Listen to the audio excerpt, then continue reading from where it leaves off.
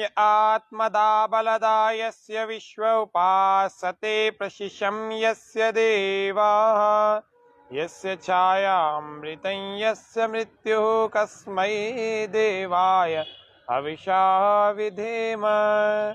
ओम स्वस्ति स्वस्ति स्वस्ति। स्वामी न्यूज़ के सभी दर्शकों का हार्दिक स्वागत अभिनंदन प्रातःकालीन इस योग सत्र में आज करते हैं। अब आज के इस सत्र में हम जानेंगे कि कैसे कोरोना की तीसरी लहर, चाहे वो किसी भी वेरिएंट के रूप में किसी भी नाम से आ रही हो, उन सभी की प्रकारों के जितने भी वायरस हैं जो हमारे शरीर पर आक्रमण करके हमें रोगी बना सकते हैं, हमें कोविड पॉजिटिव बना सकते हैं, उन सब को कैसे मात दें। आप देख पा रहे हैं हमारे पास में बहुत सारी जड़ी बूटियों का मिश्रण है जो कि हवन के शाकल्य के रूप में, हवन की समिधाओं के रूप में, सामग्री के रूप में रहता है। समिधाएं हवन की सामग्री, ये इसमें ड्राई फ्रूट्स डाल रखे, मखाने आप देख पा रहे होंगे, इसमें अखरोट, इसमें बादाम की गिरी और भी अन्य बहुत सारी चीज़ें जो जिसको हम ड्राई फ्रूट्स कहते हैं, वे हैं सारे सूखे मेवे। गिलोय आदि ऐसी औषधीय जड़ी बूटियां हैं। कुछ करीब 40 प्रकार की जड़ी बूटियों से मिला करके इस मिश्रण को हमने तैयार किया है। यह हवन का शाकल्य या हवन की सामग्री कहलाता है। इसको थोड़ा सा पहले डाल देते हैं यज्ञ कुंड में। यज्ञ कुंड में थोड़ी सी समिधाएं इस प्रकार से जमा दी जाती हैं। अब जब ऐसे जम जाती हैं, 2 इधर और 2 इधर, ऐसे करके जब जम जाती हैं तो इसको ठीक ढंग से रख देते हैं एक व्यवस्थित तरीके से। जब ये यज्ञ कुंड हमारा होता है, और ये कुछ अलग मिश्रण है, कुछ अलग अलग रोगों का निवारण करने के लिए विशेष हवन सामग्री का निर्माण हमने जो है करके आपके सामने प्रतीकात्मक रूप से रखा है। ऐसे अलग अलग रोगों की जो सामग्रियां होती हैं, अलग अलग रोगों की सामग्रियां बना करके आप, चाहे डायबिटीज़ हो, चाहे ज्वर हो, चाहे पीलिया हो, चाहे टाइफाइड हो, किसी भी अलग अलग रोगों को, पुराने जुकाम पीनस हो अथवा कैंसर हो, ये सभी बीमारियों के लिए अलग अलग हवन सामग्रियां बन जाती हैं। उन सभी हवन सामग्रियों में यही जड़ी बूटियां प्रयुक्त होती हैं। किसी में कोई, किसी में कोई, किसी में कोई, सभी में अलग अलग प्रकार की जड़ी बूटियों के प्रयोग होने से ये मेडिकेटेड हो जाती है। और मेडिकेटेड होने के कारण जब ये अग्नि में डालते हैं तो अग्नि में डालने से यह हम सब के उन भयंकर भयंकर रोगों को ठीक करने का सामर्थ्य रखती है। प्रतिदिन जब यज्ञ करते हैं और यज्ञ करने के बाद जब हम प्राणायाम करते हैं तो यह विशेष रूप से हम सब के गंभीर गंभीर असाध्य असाध्य सामान्य और गंभीर रोगों को दूर करने का विशेष कार्य होता है, चिकित्सा होती है। और इसी को ही हम यज्ञ चिकित्सा, यज्ञ थेरेपी या प्राण चिकित्सा या अग्नि योग आदि के नामों से कहते हैं। ये सभी, संगीता जी नमस्ते प्रणाम, हमारे सभी दर्शकों के द्वारा यह कार्यक्रम देखा और सराहा जाता है। मैं सभी दर्शकों का हार्दिक अभिनंदन स्वागत करता हूं। इस कार्यक्रम को प्रारंभ में ही हमने यज्ञ की अग्नि को प्रज्वलित किया, और इस यज्ञ कुंड में जब हमारी अग्नि प्रज्वलित हो जाती है, क्योंकि अब सर्दी हो रही है तो सर्दी के कारण से घी जम जाता है, घी को पिघला रहे हैं अग्नि के ऊपर रख करके, और ये श्रुवा कहलाता है। ये बड़ा चम्मच है घी का, इसको श्रुवा कहते हैं। इससे थोड़ा सा हिला करके इस घी की स्थिति अच्छी बना लेते हैं, जिससे कि वह आहुति देने योग्य हो जाता है। और कुछ घी इस हवन सामग्री में यूं डाल दिया जाता है। कुछ घी हवन सामग्री में, 1 में, 2 में, सभी में डाल सकते हैं। और बिना घी के हवन सामग्री नहीं बनाई जाती, ये ध्यान रखना। बिना घी के हवन सामग्री की आहुति नहीं दी जानी चाहिए। घी डाल करके उसको घी से पूरी तरह से ऐसा लथपथ कर दो कि वो थोड़ी सी घी के रूप में गीली लगने लगे, ताकि उसकी ज्वलनशीलता भी अच्छी हो जाएगी और वो पौष्टिक भी हो जाएगी।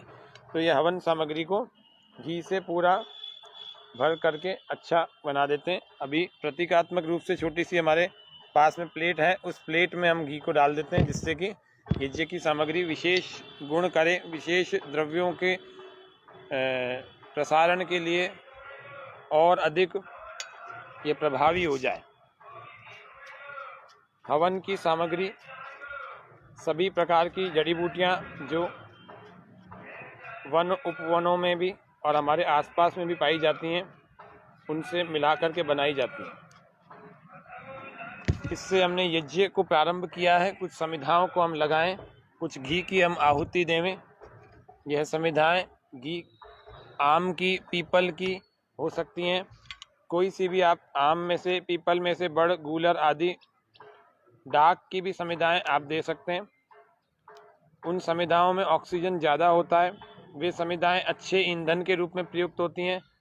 ये समिधाएं हम सबको आरोग्य देती हैं। कोविड की तीसरी लहर कई सारे प्रांतों में, कई सारे राज्यों में बढ़ती चली जा रही है, तो हम सब लोग उससे निश्चिंत हो जाएं, लेकिन सावधान भी हो जाएं। योग करने वाला इन सब बातों से निश्चिंत हो जाता है, लेकिन निश्चिंत के साथ लापरवाह नहीं होना चाहिए। उसको सावधान हो जाना चाहिए। सावधान कैसे? तो सुबह उठ कर के उससे कुछ योगासन, कुछ प्राणायाम अवश्य करने हैं, कुछ चीज़ों का सेवन करना चाहिए।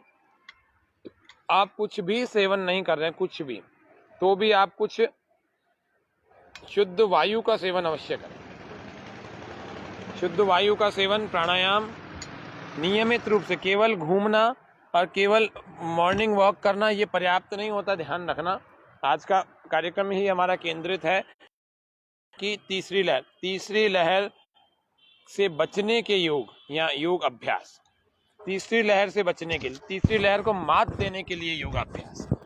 तो वे योगाभ्यास करने के लिए आपको पहले यज्ञ थेरेपी को अपनाना पड़ेगा, यज्ञ को अपनाना पड़ेगा। यज्ञ अपनाएं जिससे कि हमारे आसपास के एयर के रोगों को दूर करने का सामर्थ्य इसके अंदर होगा, और इसके बाद जाकर के आप अपने योगाभ्यास को शुरू करें। पहला अभ्यास कोविड की तीसरी लहर को मात देने के लिए प्रथम अभ्यास हम कर रहे हैं अर्धचंद्रासन का।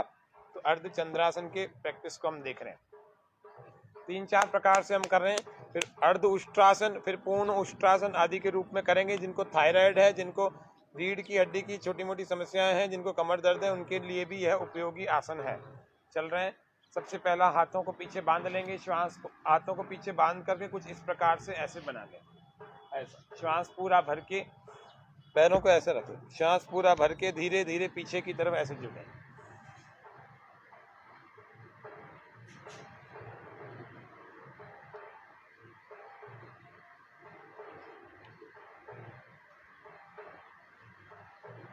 सामर्थ्य पूरा हो जाने पर धीरे धीरे वापस आ जाएं और बैठ जाएं, थोड़ा सा आराम कर लें। क्योंकि पहली बार जो नए लोग हैं, वे नए लोग जो पहली बार जब करते हैं तो उनके अंदर इतना सामर्थ्य नहीं होता। तो जैसे ही पीछे घूमते हैं तो उन लोगों का चक्कर आने लगते हैं, सिर घूमने लगता है, सिर भारी होने लगता है। तो इसीलिए आप जो जितने भी नए लोग कर रहे हैं वो एक बार करके थोड़ा सा वापस विश्राम कर लें, और अपने यज्ञ की अग्नि को भी आप धीरे धीरे संभालते रहें, संभालते चले जाएं। मैं सभी दर्शकों को भी लाइव देख पा रहा हूँ, आप सभी दर्शक हमारे इस कार्यक्रम में बने हुए हैं। गोपाल सिंह जी, आपको भी नमस्ते, राम राम।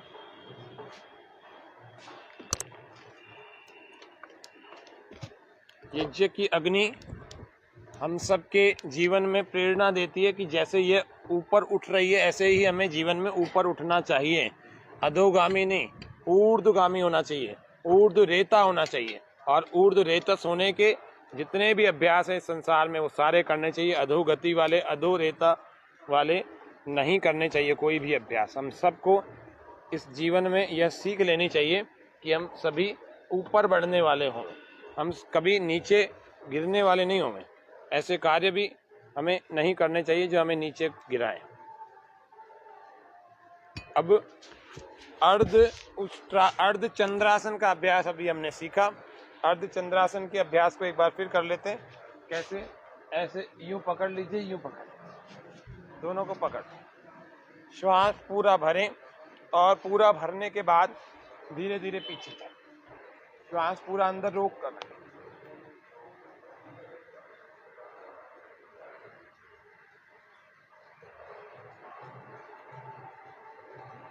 ज्यादा से ज्यादा जाने की कोशिश करें, आंखें खोल कर रखें यदि चक्कर आए। श्वास बाहर छोड़कर वापस आ जाए। ऐसे 5-5, 10-10 सेकंड्स के साथ अगर शुरू करेंगे तो प्रारंभ में आप कर सकेंगे। फिर दूसरा इसका एक सरल अभ्यास और है। कौन सा? एक ऐसे रखें हाथ, एक ऐसे रखें, और पैरों को ऐसे लॉक करना। अभी हमारे पैर ऐसे थे, अभी लॉक कर लेंगे। पैरों के अंदर आधे से 1 फीट का फासला। श्वास पूरा भर के पीछे जाकर रुकें।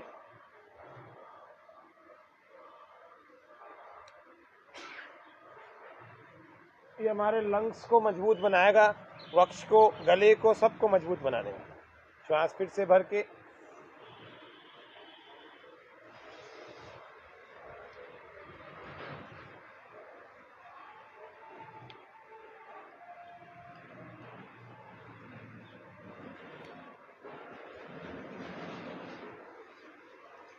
श्वास बाहर और वापस। ये 3 अभ्यास हमने किए अर्धचंद्रासन के, 2 तो पीछे हाथ करके, 1 आगे हाथ करके। देखते चले जाएं। कुछ विशेष अभ्यास, आज ज़्यादा चीज़ें नहीं बताएंगे, लेकिन उनको समय दे करके उनकी थोड़ी टेक्निकल जो पॉइंट है, उस टेक्निकल पॉइंट से आपको कुछ चीज़ें ज़रूर समझाएंगे, जिससे कि आप लोग कम योगाभ्यास से भी अधिक लाभ प्राप्त कर सकें। योगाभ्यास कम हो, मेहनत बहुत ज़्यादा नहीं हो, लेकिन कुछ टेक्निक का यूज़ करके आप विशेष लाभ प्राप्त कर सकते हैं। ऐसे हवन सामग्री बीच बीच में देते रहे, डालते रहे। दूसरा अभ्यास इसमें अर्ध उष्ट्रासन का होता है। अर्ध उष्ट्रासन के लिए अपने हथेलियों को हम ऐसे खड़ी अवस्था में कमर पर पीछे लगा देंगे और कमर को पीछे से ऐसे आगे की तरफ धक्का देंगे। श्वास पूरा अंदर भरे और रोकें, आगे धक्का देते चले जाए। चक्कर आते हैं तो आंखें बंद मत करना।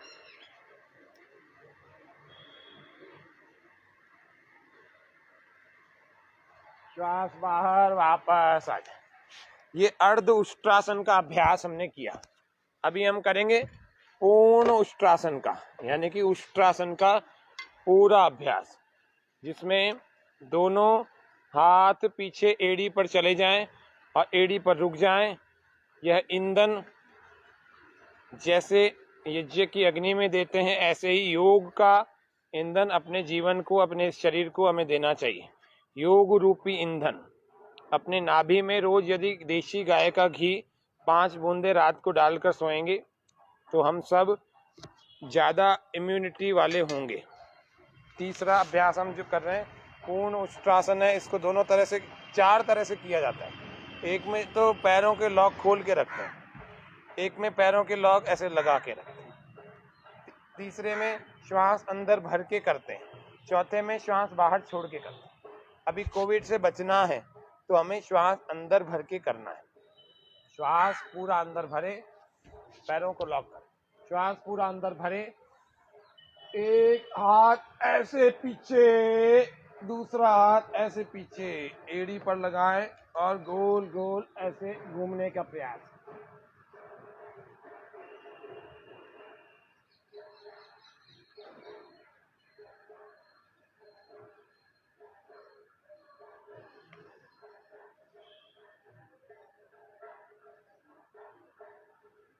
श्वास बाहर और वापस आ जाए।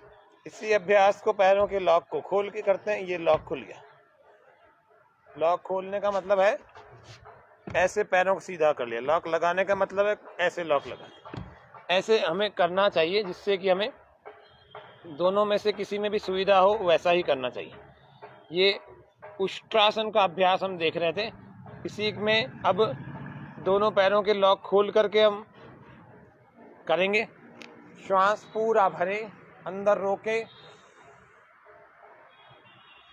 1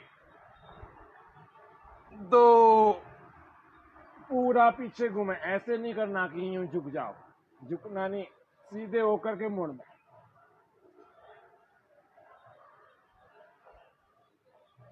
कमर पर मन को टिका के रखो। जिनके कमर में दर्द है, जिनके इम्यूनिटी बढ़ानी है, वे लोग अपने लंग्स पर, अपने पेट पर मन को केंद्रित रखें। जिनके लंग्स वीक हैं, वे लोग अपने लंग्स पर मन को टिका। हर श्वास के साथ, हर क्षण में सोचते रहो कि मैं और अधिक मजबूत हो रहा हूँ, मेरे फेफड़े और अधिक मजबूत बलवान बन रहे हैं, ऐसे विचारों को करते चले जाएं। योग में जैसा हम सोचते हैं वैसा होता चला जाता है। ये साइकोसोमेटिक ट्रीटमेंट भी कहलाता है। जैसे आयुर्वेद है, जैसे योग थेरेपी, योग यज्ञ चिकित्सा, जैसे प्रार्थना। इसी का विपरीत जो हम पश्चिम उत्तान आसन कहते हैं, इसका उप आसन के रूप में, इसका रिवर्स बेंडिंग के रूप में हम करेंगे। अगला अभ्यास, श्वास पूरा भर के हाथ ऊपर उठाएं। हर आसन का उप आसन हमें करना चाहिए। हर आसन की रिवर्स फॉरवर्ड बेंडिंग के साथ रिवर्स बेंडिंग या रिवर्स के बाद में फॉरवर्ड बेंडिंग जरूर करनी चाहिए।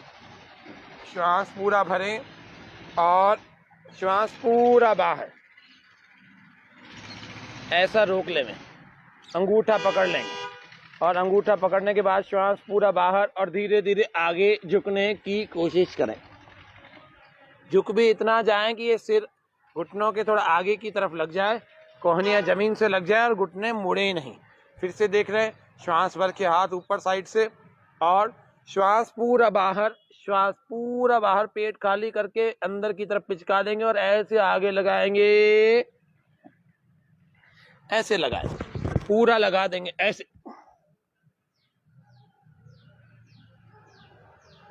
रोकेंगे थोड़ी देर, जल्दी से वापस नहीं आएंगे। ऐसे नहीं लग रहा, आप ऐसे लगाओ, ऐसे भी लग जाता है आसानी से।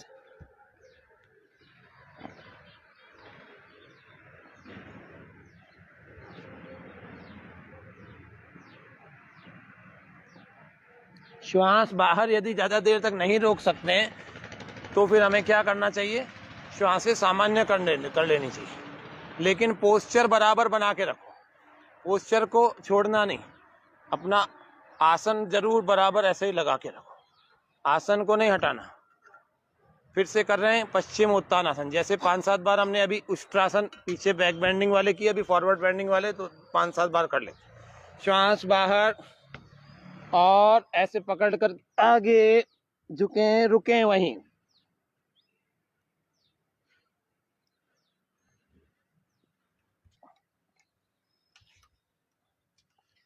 घुटने बिल्कुल सीधे, ऐसे अंगूठों को पकड़ करके भी हम ऐसे कर सकते हैं।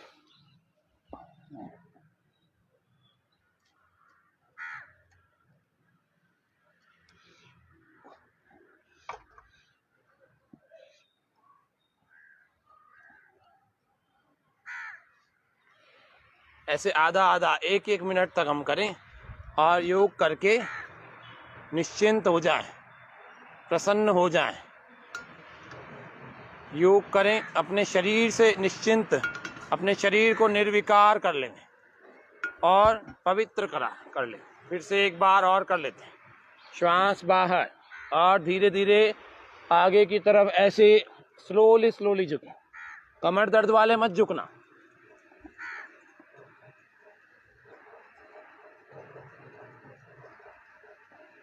थोड़ी देर रुकना, जल्दी से वापस नहीं आना। ये यज्ञ के साथ में योग का अभ्यास आज हम कर रहे हैं। अगला अभ्यास वक्रासन। इम्यूनिटी तब बढ़ती है जब हमारा पेट अच्छा रहता है, हमारे लंग्स अच्छे रहते हैं, digestion system and respiratory system दोनों मजबूत बनते हैं, तो हमारी इम्यूनिटी अपने आप अच्छी होती है।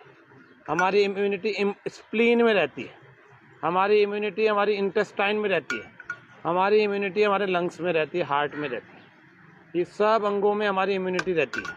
तो हमारे इन समस्त अंगों को मजबूत बनाने के लिए कुछ अभ्यास हम आज सीख रहे हैं।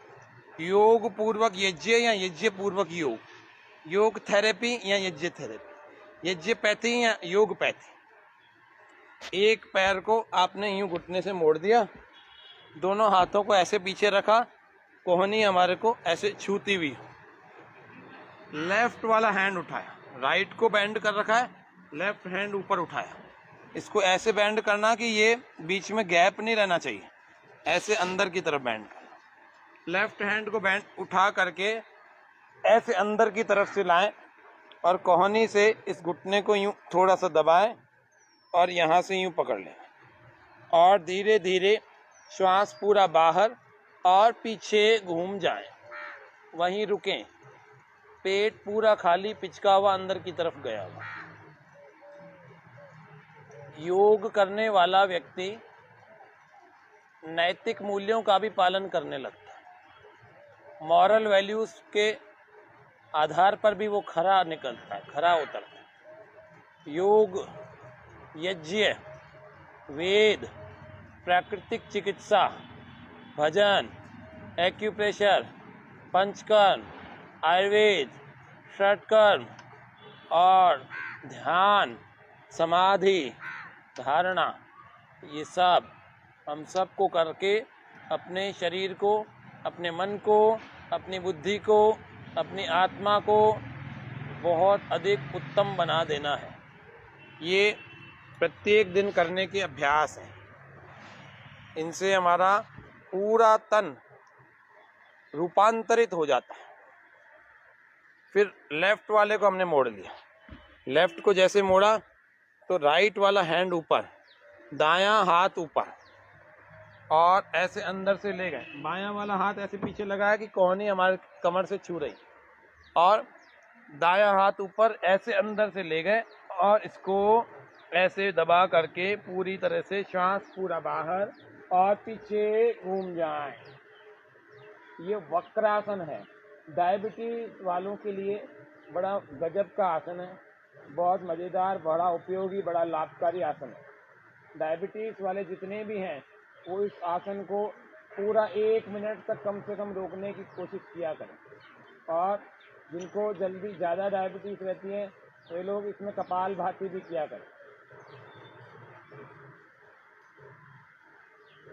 इसी आसन में आने के बाद कपालभाति, ये 10-15 सेकंड से कोई लाभ नहीं करता।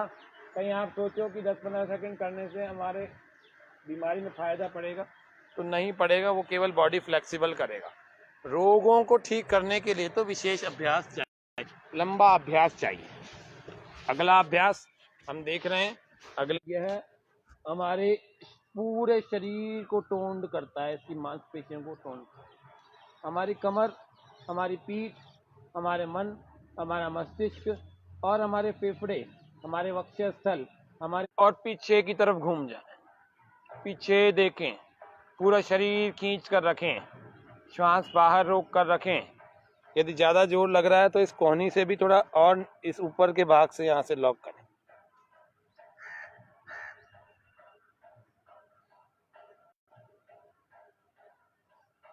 श्वास बाहर ही रुका रहेगा।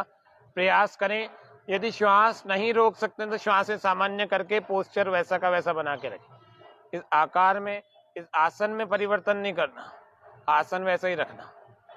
फिर धीरे धीरे जब ये ठीक ढंग से, मेडिकेटेड एयर रोगों को दूर करने के लिए जो गैस उत्पन्न होनी चाहिए वह उत्पन्न हो जाती है। पेट के बल करने वाले कुछ आसन। कल हमने कहा था आपको धनुरासन का अभ्यास कराएंगे।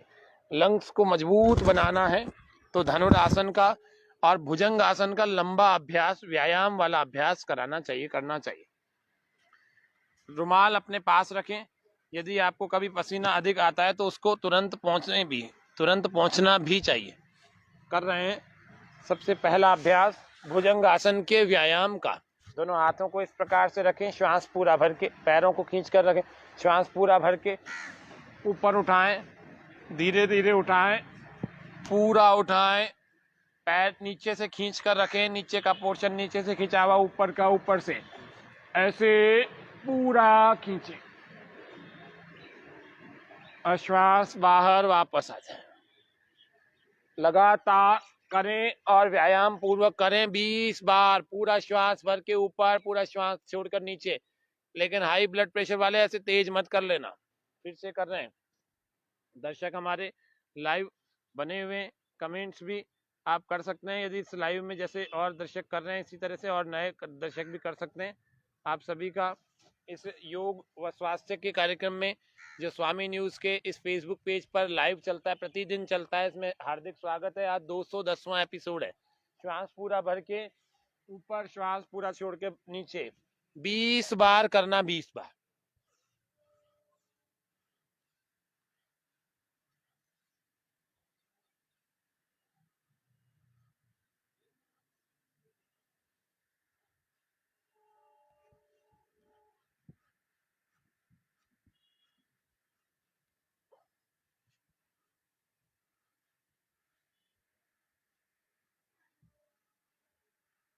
हर बार श्वास भर के ऊपर उठाए, हर बार श्वास छोड़ करके नीचे, लगातार करना, बिना रुके करना, जितना जिसका सामर्थ्य है। प्रारंभ के दिनों में हाथों में, कलाइयों में, भुजाओं में दर्द होने लगेगा, लेकिन जब रोज इसका अभ्यास करेंगे तो फिर नहीं होगा, ये भी मजबूत हो जाएंगे। श्वास भर के ऊपर, श्वास छोड़ के नीचे।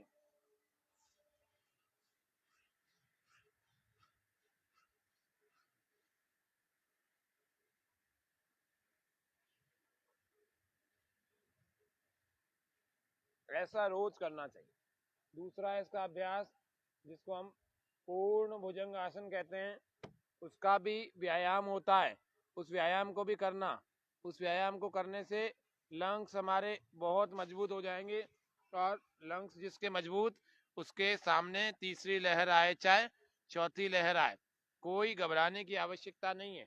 करें योग, रहें निरोग, रोगी नहीं, भोगी नहीं, योगी बनो रे। दोनों हथेलियों के, दोनों हाथों की उंगलियों को ऐसे फंसा देंगे और सामने रखें, इसके ऊपर ठोड़ी रखें, लेट जाएं, दोनों पैरों को पास में रखें, दोनों पैर पास में रखें, और श्वास पूरा भरें, पैरों के पंजों को ऐसे खींच लें, श्वास पूरा भरें, और इन हथेलियों को जोड़ लगा करके धीरे धीरे ऊपर उठाएं, और थोड़ी देर रुक जाए, श्वास अंदर भर के अंदर रोक के रखो।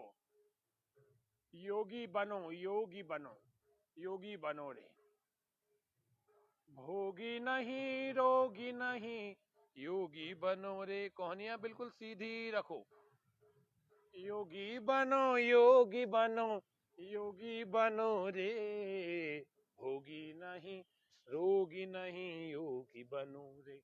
ऐसे नहीं हो पा रहा तो एक हाथ के ऊपर दूसरे हाथ रख लो, श्वास पूरा भर के उठाओ। व्यायाम करो इसका 20 बार। 1 2 3, पूरा उठा के 4 5 6 7 8 9 10। हर बार श्वास भरो, ऊपर उठाओ, हर बार श्वास बाहर और नीचे। तीसरा इसमें और भी कर सकते हैं। पहले में अंगुलियां फंसाई थी, दूसरे में एक के ऊपर दूसरा रखा था, तीसरे में एक बड़ी उंगली से बड़ी उंगली मिला के जमीन पे दोनों हाथों को रखें, श्वास पूरा भर के। 1, वापस जब नीचे आ रहे हैं तो श्वास बाहर छोड़ के आ रहे हैं। 5 6 7 8 9 10 और बस। बाल आसन में आराम करें, बाल आसन में, बच्चों वाले आसन में आराम कर ले। लंबे लंबे श्वास और शरीर को ढीला छोड़ते चले जाएं। आंखें कोमलता से बंद करें, शरीर ढीला, जैसे निश्चिंत निर्भय एक संतान अपनी माँ की गोद में, अपने पिता की गोद में रहती है, इस प्रकार से हमें निश्चिंत निर्भय रहना है। लंबे लंबे श्वास भर के शरीर को ढीला छोड़ना है। योगी बनो, योगी बनो, योगी बनो रे। भोगी नहीं, रोगी नहीं, योगी बनो रे। योगी बनो, योगी बनो, योगी बनो रे। ऐसे दूसरी तरफ से भी बालासन में आराम। अभी हम धनुरासन करेंगे, इसके लिए आपके शरीर की स्थिति तैयार कर रहे हैं। वापस सीधे हो जाए। आज का यह जो विशेष सत्र है, योग यज्ञ से चिकित्सा, योग और यज्ञ का दिन प्रतिदिन प्रयोग करके कोरोना की तीसरी लहर को मात देवे, कोरोना की तीसरी लहर से बचें। अपने शरीर को ऐसा तैयार करें कि ये तीसरी लहर किसी के ऊपर अटैक ना करे। पेट के बल केवल अपने शरीर को उठाने की कोशिश करनी है, दोनों टखनों को ऐसे पकड़ ले, श्वास पूरा भरे। जिसकी स्थिति सही हो, सामान्य सी लगती हो थोड़ी, वही व्यक्ति करें, बहुत कष्ट वाले लोग ना करें, ये बात विशेष है। श्वास पूरा भर के धीरे धीरे उठाएं। उठाना कैसे, इनको बस खींचते रहना, अपने आप शरीर उठता रहे। रोकें, श्वास अंदर भरें और अंदर ही रोक कर रखें, शरीर को ऊपर उठा के रोकें। प्रारंभ में ऐसे 4-5 सेकंड के लिए उठेगा, रुकेगा और फिर स्लोली स्लोली रिलैक्स हो जाए। दूसरी और तीसरी बार भी अभी करेंगे, थोड़ा आराम, फिर उसके बाद फिर से तैयार, फिर से अपने टखनों को पकड़ें, फिर से श्वास भरें और धीरे धीरे स्लोली स्लोली उठाएंगे तो ज्यादा उठा पाए, एकदम उठाएंगे तो ज्यादा नहीं उठेगा। और थोड़ी देर रोकना, जल्दी से वापस नहीं आना, कोशिश करो अपने सामर्थ्य का पूरा प्रयोग करके। धरती की शान तू, भारत की संतान तेरी, मुट्ठियों में बंद तूफान है रे, मनुष्य तू बड़ा महान है रे, हाँ भूल मत मनुष्य तू बड़ा महान है रे। 2 बार धनुरासन किया, एक में 5 सेकंड रुके, एक में 15 से 20 सेकंड रुके। ऐसे आपको समय बढ़ाते जाना है, उसी से फायदा होने वाला है, कम से नहीं होगा। ये सब हमारे लंग्स को अच्छा बनाने वाले हैं, पेट को अच्छा बनाने वाले हैं। इम्यूनिटी उसी की मजबूत, उसी की बढ़िया, उसी की ही शरीर में जान बनी रहेगी जो व्यक्ति विशेष अभ्यास करेगा या फिर सामान्य अभ्यासों को लंबे समय तक होल्ड करके करेगा। जब तक आप होल्ड नहीं करेंगे तब तक आपको योग से लाभ नहीं होंगे, बीमारियों से। ध्यान रखना चाहिए हमें, इन बातों को विशेष ध्यान रखना चाहिए। यदि रोगों को ठीक करना चाहते हैं, यदि स्वस्थ रहना चाहते हैं, अपने पास की वायु को सुगंधित बना के रोग नाशक वातावरण तैयार करना चाहते हैं, तो हम सबको यज्ञ के साथ में योग करना है। और योग करना है तो काफी देर उसमें रुक करके करना है, तुरंत नहीं छोड़ना आसन को, स्थिरता से करें, लंबे काल तक करें। स तू दीर्घ काल नैरंतर सत्कारा सेवितो दृढ़ भूमि। महर्षि पतंजलि जी के इस वाक्य को भी ध्यान रखें। लंबे काल तक निरंतरता के साथ और श्रद्धा पूर्वक किया गया कार्य ही आपको परिणाम मंजिल तक पहुंचाता है। श्वास पूरा भरें और धीरे धीरे उठाएं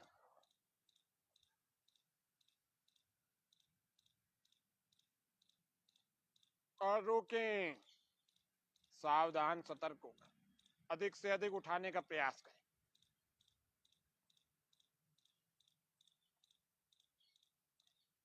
धनुरासन, धनुष की जैसी आकृति, रीढ़ की हड्डी इतनी मजबूत हो जाएगी, इतनी बढ़िया हो जाएगी कि कोई समस्या बुढ़ापे तक हमारे को रीढ़ की हड्डी की नहीं होने वाली। ये सारी हवन की सामग्री है। हवन की इस विशेष सामग्री से हम इस विशेष प्रकार के धुएं को पैदा कर रहे हैं, जिससे कि वातावरण पूरी तरह से शुद्ध पवित्र हो जाए। ये धुआं कोई कचरा जलाने वाला धुआं नहीं है, ये धुआं कोई टायर जलाने वाला धुआं नहीं जो नुकसान करेगा। ये धुआं भी फायदा करने वाला है, हवन का धुआं है और बहुत ज्यादा फायदा करने वाला है।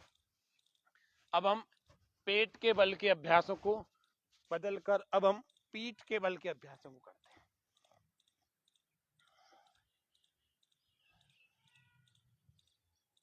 पीठ के अभ्यासों में जो सबसे ज्यादा हमारे लंग्स को अच्छा बनाने वाले हैं, उनमें एक है सेतु बंदासन, कंदरासन,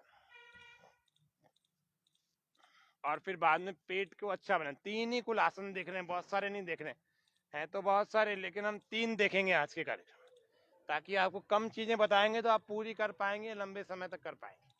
श्वास पूरा भर के धीरे धीरे पैर देखो, पैरों को पीछे ऐसे अंदर की तरफ लिया है, दोनों हाथों को ऐसे ले गए और इन टखनों को पकड़ लिया, टांगों को नीचे के भाग से पकड़ लिया, पैरों के ऊपर से। श्वास पूरा भर के धीरे धीरे ऐसे कमर ऊपर उठानी है और एड़ियां जमीन से लगा के रखनी है, कोहनियां जमीन से लगा के। इनको खींचना पूरा है, ज्यादा खींचेंगे तो ज्यादा कमर ऊपर उठा पाएंगे। पूरी तरह से ऊपर उठाकर रोक कर रखो।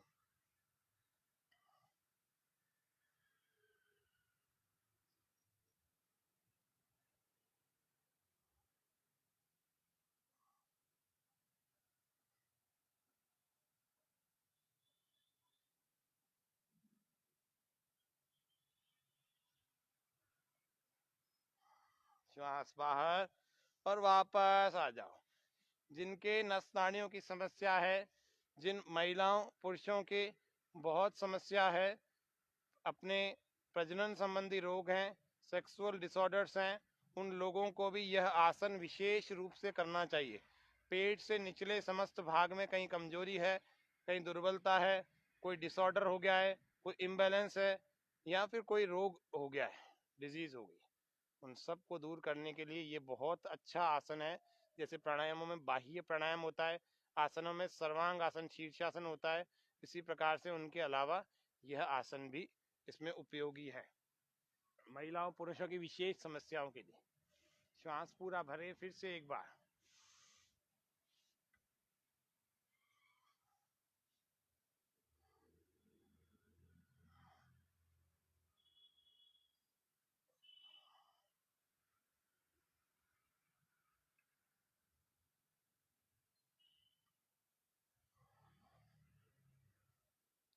देखो ये गोल धरती चक्कर लगा रही है, देखो ये गोल धरती चक्कर लगा रही है, चक्कर लगा रही है, फिरकी बना के कैसी तरकीब से चलाया।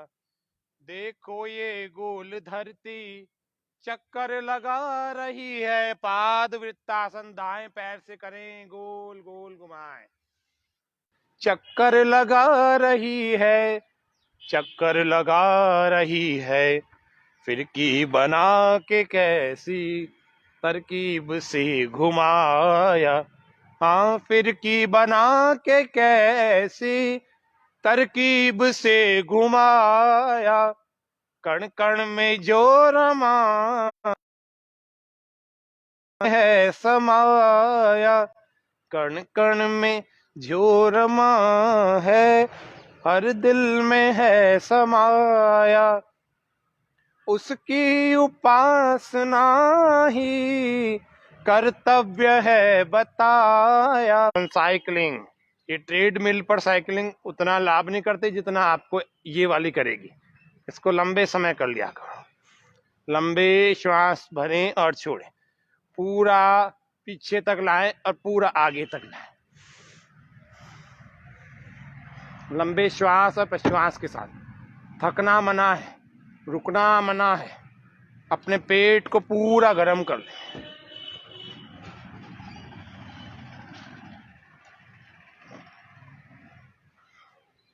लंबे लंबे श्वास भरते छोड़ते रहें।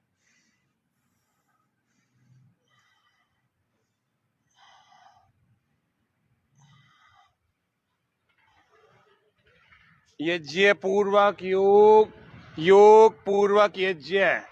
देखो, रोज ऐसे धीरे धीरे करोगे तो आपकी क्षमता इतनी हो जाएगी कि आप जल्दी से नहीं रुकेंगे, काफी देर तक कर पाएंगे। पूरा बड़ा शून्य चलाना, बड़ा जीरो। श्वास भरते छोड़ते हुए चलें। विश्राम, जब मध्यम अभ्यास हो जाए, यानी कि 15-20 बार आप घुमा लो तो आपको थकान होने लगेगी, तो फिर विश्राम कर लेना। यदि थकान नहीं हो रही 10-15 बार 20 बार में, तो आप इसको लंबा भी कर सकते हैं। ऐसे ही इसको उल्टा चला लीजिए। लंबे श्वास भरते और छोड़ते रहे, पूरा चलाएं। पेट की समस्याओं वाले सभी लोगों को आज के जितने मैंने कार्य बताए, जितने भी आपको योगाभ्यास बताए, योगासन बताए, वे अवश्य करें। पेट की समस्या ठीक तो बहुत सारी प्रॉब्लम ठीक हो जाएगी। शारीरिक मानसिक सभी डिसऑर्डर भी ठीक हो जाएंगे, तनाव भी ठीक हो जाएगा। ऐसे करके फिर थोड़ा सा विश्राम करना, शव आसन में, मृतासन में बिल्कुल रिलैक्स हो जाना, बिल्कुल आरामदायक स्थिति में आ जाना। ये यज्ञ की अलग अलग होम की सामग्री डालें और इसी वायु का सेवन करें। प्रदूषित वायु में योगाभ्यास नहीं करना चाहिए, प्रदूषित वायु में प्राणायाम नहीं करना चाहिए, प्रदूषित वायु में ईश्वर का ध्यान नहीं करना चाहिए। यह मेडिकेटेड एयर जनरेट करें, क्रिएट करें, रिलीज करें और उसके बाद आपको योगाभ्यास को करना है, जिससे कि आपको लाभ भी पूरा होगा। गंदी वायु का सेवन करके आपको कैसा फायदा होने वाला है? ये तो चलो अजमेर है, लेकिन बाहर के बड़े बड़े नगरों को आप देखो, दिल्ली को, बम्बई को या मुंबई को, वहाँ पर कैसा एयर पॉल्यूशन इतना खतरनाक है कि बस थोड़ी शाम को देखो तो पूरा आकाश पीला हो जाता है धुएं से। इसीलिए अपने घर में यज्ञ करो, 2-3-4 घंटे जितना भी सुबह आप अपने घर में रहते हैं, उन 3-4-5 घंटों में तो कम से कम अच्छी वायु का सेवन करो। बाकी तो बाहर जाकर के बड़े शहरों वालों को भी बाजार में गंदी जो धुएं युक्त जितनी भी वायु है उसको ऑक्सीजन के रूप में ग्रहण करना ही पड़ता है। वो सब अंदर लंग्स को नुकसान पहुंचाती है। इसलिए सुबह योगाभ्यास करो और यज्ञ करो, दोनों जरूर करो। शरीर ढीला, आंखें बंद और शवासन में हम लेटे हुए। ऐसे जब शवासन में आराम मिल जाए, थकान शरीर की दूर हो जाए, तो हथेलियां उठा करके और इनको रगड़ के और इनको गरम गरम अपनी आंखों पर, अपने चेहरे पर और धीरे धीरे पूरे मुखमंडल पर लगाए और धीरे से उठकर बैठ जाए। आहार चर्या के कुछ नियम आज बता करके इस कार्यक्रम को समापन की तरफ ले जाएंगे। आहार चर्या के कुछ नियम जिनका सर्दियों में अवश्य रूप से पालन करना है। इसको नुकसान पहुंचाते हैं। तो आहार चिकित्सा के कौन कौन से नियम? सबसे पहला आहार का जो नियम है वो प्रत्येक दिन आप सूर्य उदय होने के अगले 2.5 से 3 घंटे के अंदर भोजन कर लेवें। यह पहला नियम आपको बताया। यदि आपने ऐसा किया तो बिना किसी दवाई के आपकी डायबिटीज़, आपका हाई ब्लड प्रेशर और कोलेस्ट्रॉल आदि सारी समस्याओं में विशेष लाभ होगा और कुछ लोगों का ठीक भी हो जाएगा पूरी तरह, यदि आपने इस नियम का पालन किया तो। यह नियम कौन सा है? सूर्य उदय होने के अगले 2.5 से 3 घंटे के भीतर सुबह का यानी दोपहर का भोजन कर लें। यहाँ ब्रेकफास्ट की बात नहीं चल रही, यहाँ पर लंच की बात नहीं चल रही, यहाँ पर ब्रंच की बात चल रही है। ब्रंच का मतलब ब्रेकफास्ट ही ऐसा लेवें कि वो लंच का काम करें और वो सुबह सूर्योदय के अगले 2.5 घंटे तक, 3 घंटे के अंदर अंदर तक ले लेवें। इस ब्रंच की बात चल रही है। तो आप ब्रंच करेंगे तो आपकी रोगों को ठीक होने में स्पीड पकड़ लेंगे, वो रिकवरी होने में स्पीड मिलेगी और बहुत स्पीड से हमारी बीमारियां ठीक होंगी और आगे आने वाली जो भविष्य के रोग हैं वे होंगे ही नहीं। ये अंगारों में आपको हवन सामग्री डाल करके इससे इतनी अच्छी सुगंधित और रोगनाशक वायु को उत्पन्न करना है। पहला नियम। सायंकाल का भोजन कौन से समय में करें, ये दूसरा नियम है। सायंकाल का भोजन यदि हम कर रहे हैं तो सायंकाल में जब सूर्यास्त होता है तो सूर्यास्त के ठीक आधा घंटा पहले सायंकाल का भोजन कर लें। सुबह का भोजन हैवी करें, भारी करें, लेकिन सायंकाल का भोजन हल्का करें। पचने में जो सहज हो, पचने में जो सरल चीजें होती हैं उनका हमें भोजन करना चाहिए सायंकाल में। रात्रि को सोने से पहले, जैसे मान लीजिए 10 बजे आप सो रहे हैं, 11 बजे सो रहे हैं, तो 3 घंटे पहले आपको भोजन कर लेना चाहिए। यदि 3 घंटे पहले आप भोजन कर लेते हैं तो इसको पचने के लिए पर्याप्त समय मिलेगा। रात्रि का भोजन हल्का करने के बाद भी आपको कम से कम 500 से 1000 कदम टहलना चाहिए। छोटे से स्पेस में नहीं कि यहाँ घूमे, यहाँ टहले और फिर घूम करके इधर चले गए, फिर घूम करके इधर चले गए, नहीं। कोशिश करें लॉन्ग रूट चुनने की। और 500 से 1000 कदम टहलने में 5 से 10 मिनट मात्र लगते हैं। तो 5 से 10 मिनट में आप अपने टहलने की क्रिया को पूरा करें। टहलने के समय में आपको विशेष रूप से ध्यान रखना है कि अपनी एड़ियों को पहले रखना चाहिए, बाद में पैरों को रखना चाहिए। ऐसे 101 कदम ऐसे चले, 101 कदम, क्योंकि टहलना भी लोगों को बड़ा कम आता है।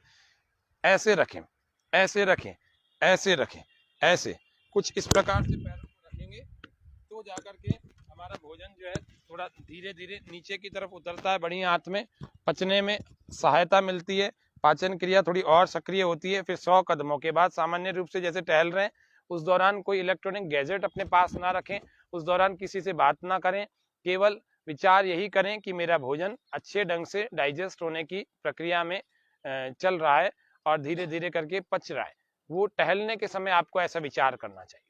तो उस समय टहलने के दौरान ना तो आपको ईयरफोन लगाना है, ना मोबाइल लेके जाना है, किसी के साथ जा भी रहे हैं तो कोशिश करें बातचीत में अपना समय व्यर्थ ना करके, बल्कि टहलने पर ध्यान दें। 5 से 10 मिनट बिल्कुल मौन रहें, उसके बाद आप किसी से बात करें, वो अलग बात है। रात्रि के भोजन के बाद और रात्रि के सोने से ठीक पहले तब तक 3 घंटे यदि आपको मिल रहे हैं या 2 घंटे भी मिल रहे हैं, इस दौरान आप अपने इलेक्ट्रॉनिक गैजेट का यूज ना करें। अगर आवश्यक नहीं है किसी भी प्रकार का, तो रात्रि के भोजन के बाद उसको त्याग ही देवें, नहीं करना। सोने के समय यदि आपको अलार्म लगा के सोना है तो अलार्म लगा के सोएं, और अपने मोबाइल को अपने सिरहाने से काफी दूर रखें, और यदि हो सकता है तो उसको फ्लाइट मोड पर या साइलेंट मोड पर रखें, जिससे कि फ्लाइट मोड पर रखने से नेटवर्क नहीं आएगा तो रेडिएशन प्रभावित नहीं करेंगे आपको, और रेडिएशन जब प्रभावित नहीं करेंगी तो आपका स्वास्थ्य ज्यादा अच्छा रहेगा। तो इसलिए रेडिएशन से बचने का प्रयास करें। ये आहारचर्या का दूसरा नियम, और ये तीसरा नियम बता दिया। पहला सुबह के भोजन का, और दूसरा शाम के भोजन का, तीसरा शाम के भोजन के बाद क्या किया जाए उसका। चौथा, आहार में किन बातों का ध्यान रखें। तो आहार में सबसे पहले ये ध्यान रखें कि हमारी प्रकृति क्या है। हमारी कफ प्रकृति है, हमारी वात प्रकृति है, हमारी पित्त की प्रकृति है, या हमारी कफ वात की है, या वात पित्त की है, या पित्त कफ की है, कैसी प्रकृति है, उसके अनुकूल भोजन लेवे। अब आपको इतना नहीं पता तो आपको जानना चाहिए कि हमारी प्रकृति कौन सी है। सामान्य नियमों का पालन करें। कौन से? दूध को सुबह लेने का समय नहीं है। यदि सुबह लेंगे तो कफ बढ़ेगा, खांसी जुकाम कभी ठीक नहीं होगा। इसलिए दूध रात्रि को सोने से आधा घंटा पहले, 1 घंटा पहले लिया जाता है, या रात्रि के भोजन के 1 घंटे बाद लिया जाता है। सुबह यदि आपको लेना है तो फलों का रस लेना चाहिए। दोपहर में लेना है तो छाछ, तक्र, मट्ठा, इस तरह की लस्सी आदि ऐसी चीजें लेनी चाहिए। और सायकाल में ले रहे हैं, रात्रि को ले रहे हैं, तो रात्रि के भोजन के 1 घंटे बाद आपको दूध का सेवन करना चाहिए। अभी जैसे सर्दियां हो रही हैं तो उसमें अंजीर को पका सकते हैं, उसमें खजूर को पका सकते हैं, उसमें मुनक्का को पका सकते हैं, उसमें हल्दी हरिद्रा खंड को पका सकते हैं। ऐसे बहुत सारे पदार्थ होते हैं जिनको, ड्राई फ्रूट्स को पका सकते हैं, क्योंकि ड्राई फ्रूट्स पकाने के बाद या ड्राई फ्रूट्स को गरम गरम दूध में डाल करके खाने के बाद भी शरीर में अच्छी बल और पुष्टि की वृद्धि होती है, जिससे कि हमारा शरीर अधिक निरोगी रहता है, अधिक स्वस्थ रहता है। ये हमें विशेष रूप से ध्यान रखना चाहिए। ये रात्रि के भोजन। इन सर्दियों में यदि हम राजस्थान में रह रहे हैं, क्योंकि हमारा इसके कार्यक्रम राजस्थान से बाहर भी देखा जाता है, कमेंट में हमारे काफी सारे दर्शकों के कमेंट भी आए हुए। तो राजस्थान में ही नहीं, ये बाहर भी देखा जाता है इस कार्यक्रम को। तो आपको तिल का तेल जो है इन सर्दियों में राजस्थान वालों को प्रयोग करना चाहिए।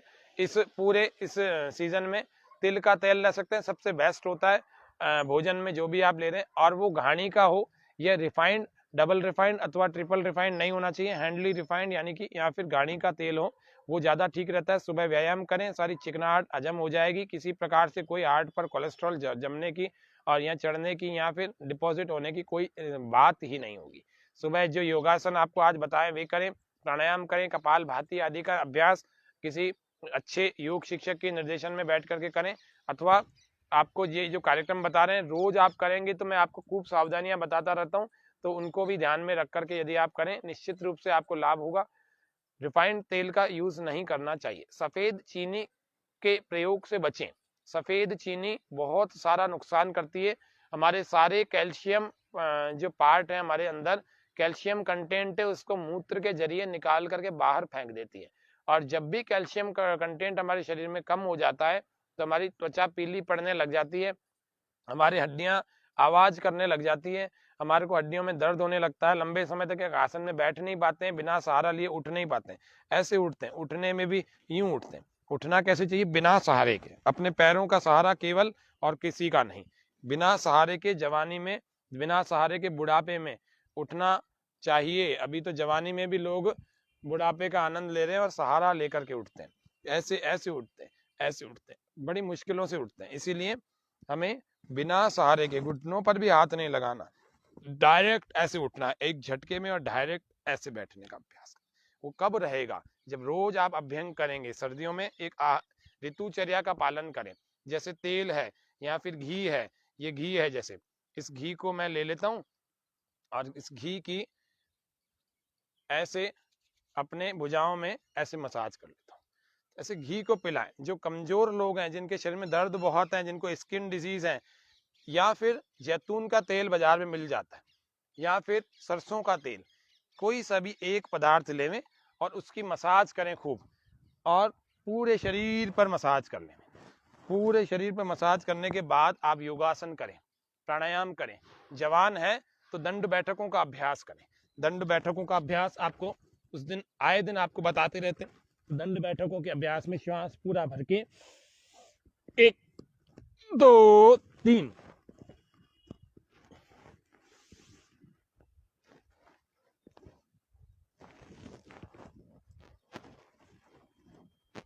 ये दंड संख्या 1। ऐसे अलग अलग दंडों का अभ्यास। दूसरा सर्प दंड, श्वास पूरा भर के। तीसरा वक्ष विकासक दंड। चौथा महामूर्ति दंड।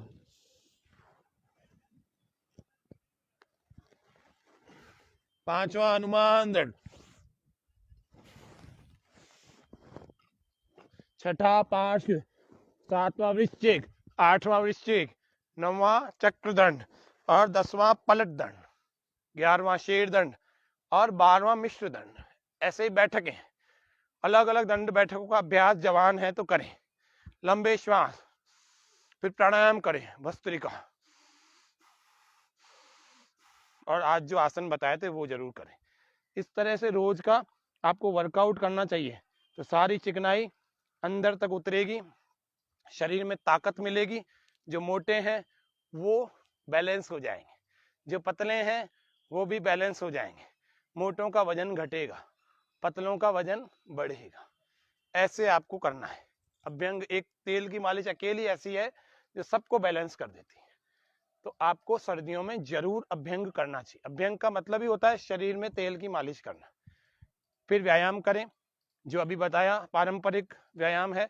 योगासन करें, प्राणायाम करें, शरीर को थकाएं और पसीना निकाले खूब। पसीना, जो व्यक्ति पसीने में नहा लेता है ना, इस सर्दियों में भी खूब पसीना निकलता है। हम तो खूब निकालते हैं, इसीलिए ऊपर से स्वेटर कुछ भी नहीं पहनते। यही आप 12 महीने एक ही ट्रैक सूट देखोगे, यही पहना रहता है। इसको योग के द्वारा अपने शरीर को तपा करके, न जिसको कहते हैं न तस्य रोगो न जरा न मृत्यु प्राप्तस्य योगाग्निमयम शरीरम।